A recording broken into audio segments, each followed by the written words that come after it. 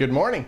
And to the rest of you, welcome to the McNiel Exchange, an exchange of videos in which I talk with my family on various issues, whether it be philosophy, religion, culture, literature, where we discuss various issues of interest.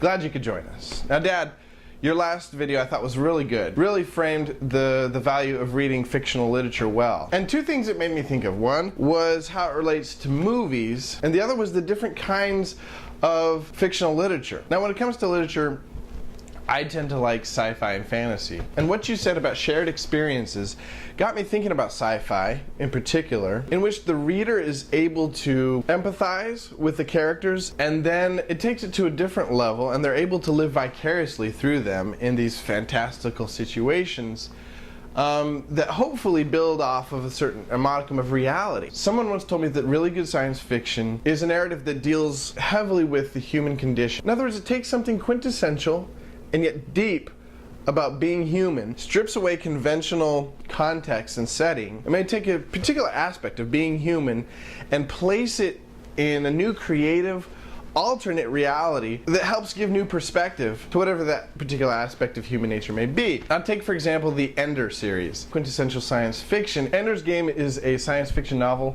written by Orson Scott Card. It's about a world in which most of the adults have been wiped out by an invading alien race. Their last hope is the children, because mostly it's only children left, and out of these children they find Andrew Wiggins, who is incredibly intelligent and has amazing strategical skill, almost as though he was born to be a leader and general of the army that has to face dangerous race of ant-like aliens.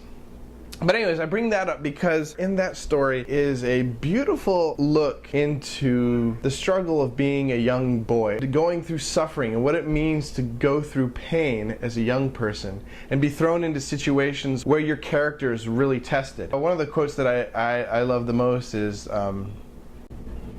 he toyed with the idea of trying to be like the other boys, but he couldn't think of any jokes, and none of theirs seemed funny. Wherever their laughter came from, Ender couldn't find such a place in himself. He was afraid, and his fear made him serious. So that's what I had this morning. Let me hear from you, all of you, Dad, Paul. Anybody can leave a video response or comment in the section below. Like, subscribe, what have you. Paul, can't wait to hear from you. Maybe you can take this conversation in a different direction, an altogether new topic. But until then, over and out. And that's what fiction does for us, what novels do for you. They tell you about someone who had this experience, who had this thought, and then they just